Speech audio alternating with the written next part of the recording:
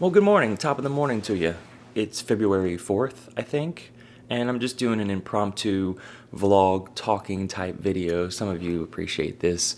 My opinions and insights about various subject matter. Okay, no fancy graphics or effects. That stuff takes time, and your support means a lot to this channel. I know these are hard times, but if you prefer to be entertained by my flavor of doom wizardry, then please use the donation links below. I've gotten some nice things from people, and you know who you are. I appreciate it. So I'm barely through my first cup of coffee. It's Saturday, might be a sunny day, and or cloudy, but I finished the first 3 episodes. My roommate and I should say, did. We sat down and did the HBO starter plan pack trial, etc. And it was good. Yeah, as a big fan of the game, the first game, I went through the campaign probably twice and spent dozens of hours in multiplayer mode, like right when I got married in 2014. I would just sit down at night and just like drink all night and play that. I was like 24, 25, so I get it. I know I have some young subscribers on here. I have all types: boomer doomers, zoomer doomers of all kinds and flavors, little miracles, little meat sauces around the world. And I get some fun comments from it. The perspective I get from younger people and older people keeps me fresh. It really does. I don't take that. I take that for granted. You know, I just got someone on my channel writing, was it Nate is awesome? I don't know. Something about something I published, and they wrote, "Oh, that was 10 years ago when you were my age." And it's like, wow, yeah, I had zilch clue about climate. I was actually pursuing a different career. I was entrenched in the system, and under this false pretense, clearly everything's a lie, that I was gonna maybe work my ass off, like work hard, and then get to like maybe 30 or something and be settled down with kids. Like I had this vague idea of kind of a general life trajectory, and in that case, a lot of people my age do end up settling down much later anyways compared to the older generation. But anyways, the perspective I get from both ends of the age spectrum, time, relativity, is cool. Is cool. So back to The Last of Us. I went on a tangent there, I guess, because it's been a long running series. The point was it's been around for a long time, and they finally, say what you will about video game adaptations. And am I like Jesus now? Are you gonna repent? Meat sauce. Video games to media can be iffy. I don't quite like, clearly the video game has a lot more attractive people in it because it's a video game. So they were trying to realize that in real life. Never mind about looks. You know, this isn't me being superficial. They chose the right attitude and characters. Like they really kept true to the source material. There were a few deviations. But as far as the plot goes, you could watch it and get it all yourself. It's pretty simple. It's like Night of the Living Dead. Like, you know, this is nothing new, but it's new, and it's a cultural phenomenon given that collapse is still fresh on everyone. Apocalypse is like a trend nowadays in movies and TV shows, like everywhere. And then given the fact that we just went through, or still through, a pandemic. I mean, I saw a White House press briefing where no one was wearing masks. I mean, that's what's been going on for a while, but it's like, oh, okay, I guess, yeah, we're completely back to normal, even though Jerome Powell just tested positive. Like, it's going to be with us. I don't want to get banned from YouTube, and I didn't curse the first 30 seconds of this video, so I can't get unmonetized, okay? YouTube platform is been through changes the past few years. That's all I'll say. So the show, 9 out of 10. It was good. There were a few kinks, personal preferences, but yeah, I had a good time. You can be drunk or sober and watch it and have a good time.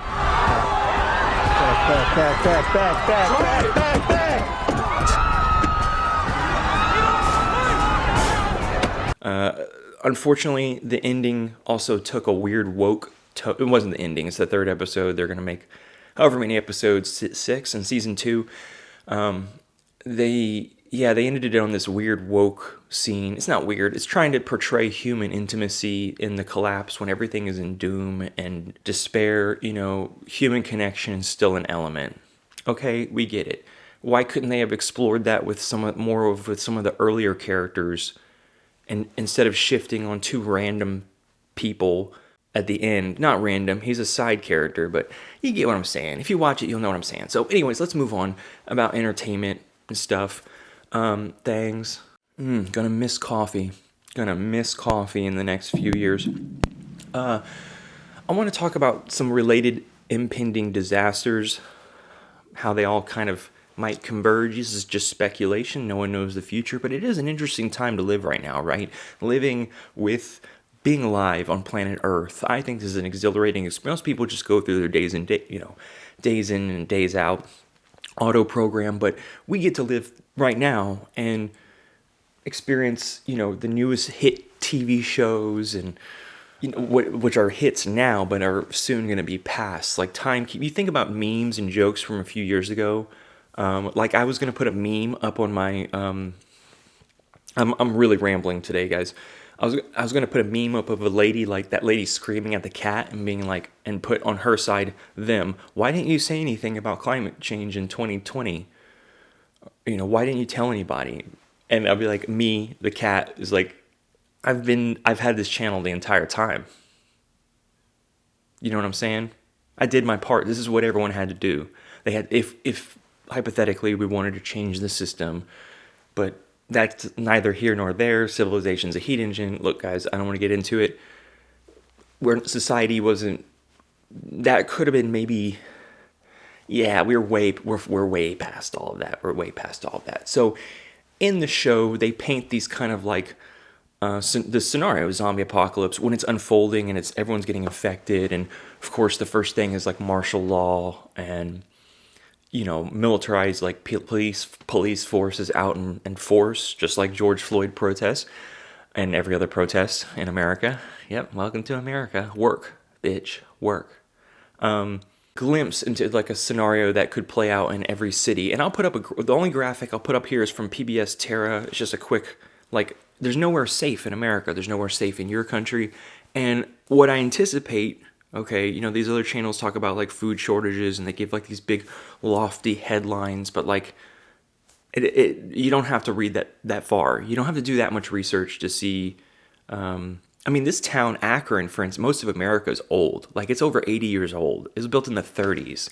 And all the telephone poles were like this. Electricity poles, wooden, they're like, in nicer cities, yeah, if you're from Frisco or some new city in Texas or whatever, California, like, yeah, the light posts are metal, I get that. But in all these old places, like, it's just going to take one windstorm or one tornado, and it would completely devastate our, like, electrical grid for, like, weeks, and maybe not even ever recover. So the show unveils the preliminary collapse scenario unfolding.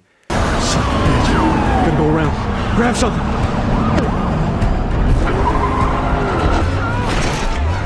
Tell me you can't stop here. I can't drive through them. Are you serious? Just keep going.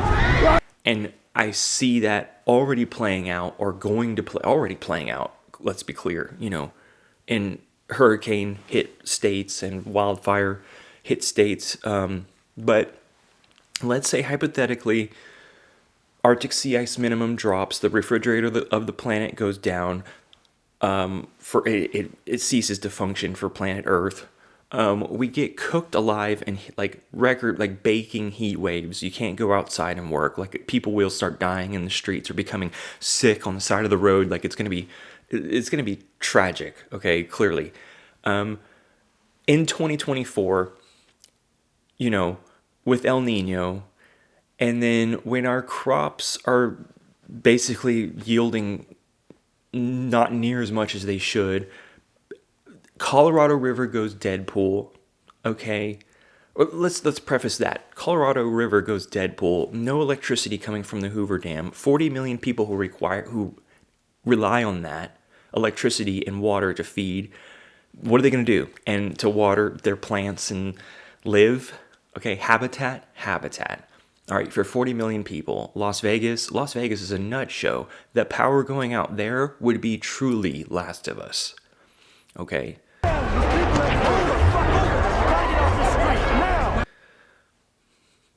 Yeah, if you've been to Vegas, you know. Just walk around on a Friday night and you're like, what if the power was out? Yeah, that's a frightening thought, and it is a very likely potential, which is why I don't see that general statement too far off. A 4-star Navy general just said that he predicts a China war in 2025, and I'm thinking, perfect. Lake Mead dries up. The Great Salt Lake will dry up within the next 10 years. Tens of millions of people millions of people rely on that. So you have like over 40 million Americans with seemingly nowhere to go. Okay, where are they going to move? Where's the housing? Not all at once. This isn't like a anthrax virus like spreading all over the cities. This is just like over the course of like 3 years tops, you're going to see millions of people migrate into other portions of the country and causing so much despair and overcrowding. I think I just had an article up on my screen. It's like, should we start planning to evacuate Miami now? Because like we're getting to the point where high tide's rising every year, and they know it, that it's catching up with them and destroying buildings and foundations and stuff. Like, it's not ideal. You get what I'm saying? For the long term. So either we pick up these people and move, or they plan for adaptation. How do they adapt? Like like Venice, that's a disaster. Build platforms and walk around the city and drive around the city on a higher ground. Is that what we're going to do? Come on, this is silly. It's really bizarre. Okay, so what I'm saying is China just sent a spy air balloon over our country, which I guess that's okay. It just got blown off track, right? Why are they surveying Wyoming? Maybe they lost track of it. Doesn't matter. Clearly something's building. We're building more bases around them. I'm having a good time now, though. And trying to, keep myself together. Keep with the routine. Exercise, meditate every day. Try to do something good for somebody. Make someone laugh. It's not much. The simple life. All this talk about, like, exploring your inner shadow. And look, the only advice I have about that to younger people, let's end on some sage wizard advice. I guess this is embracing your shadow. It is. But I'm just going to lay it out to you. Real men recognize that they have a tendency for aggression, or they have the capacity for violence, aggression, strength. It's there, that you recognize it. You sharpen it and you hone it, but you only use it when you have the wisdom to know when to use it. Like over 90% of the time, I'm just a fun, goofy guy I just want to crack jokes and talk about Chinese weather balloons and BOE, famines, and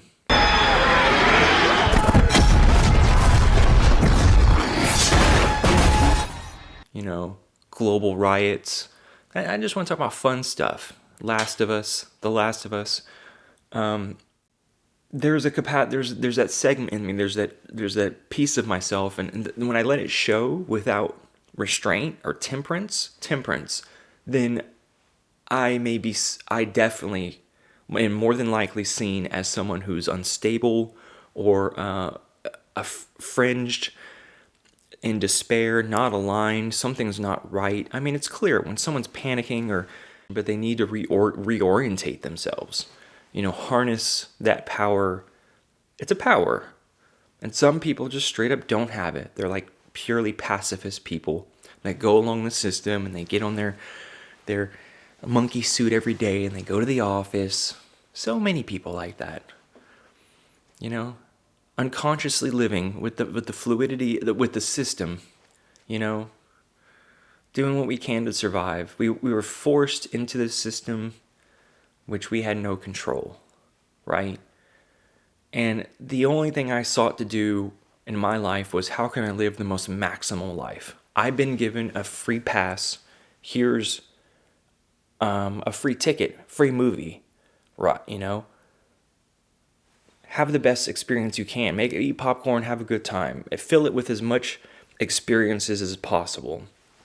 The whole breadth of experience, from sadness to bliss, or close to that, whatever that is for you.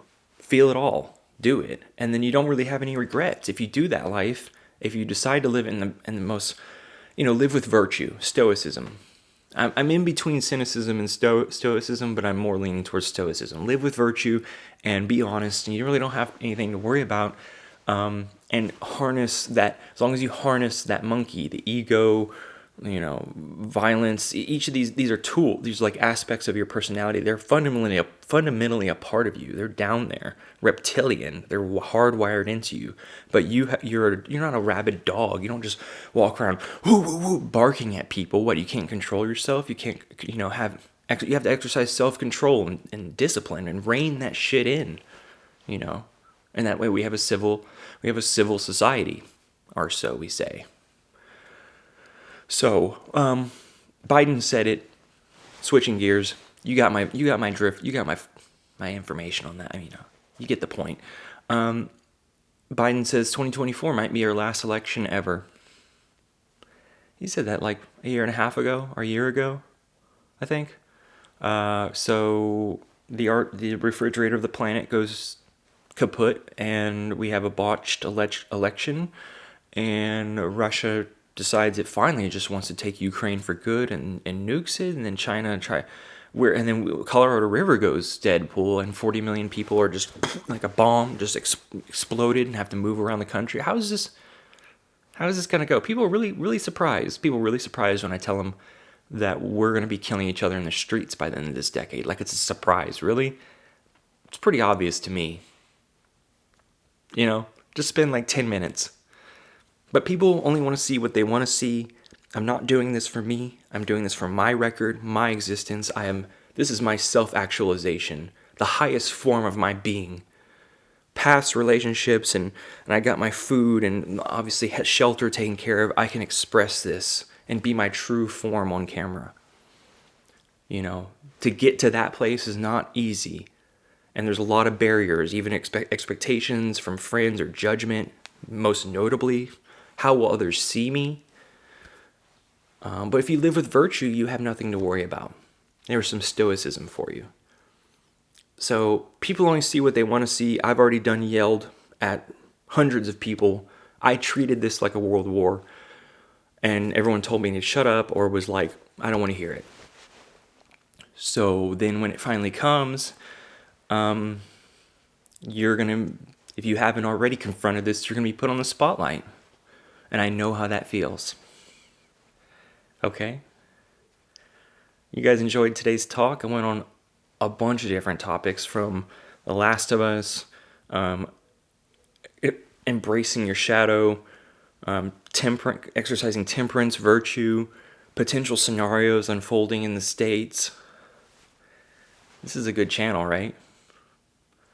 Okay. Anyways, having fun. I gotta work today and finish this coffee.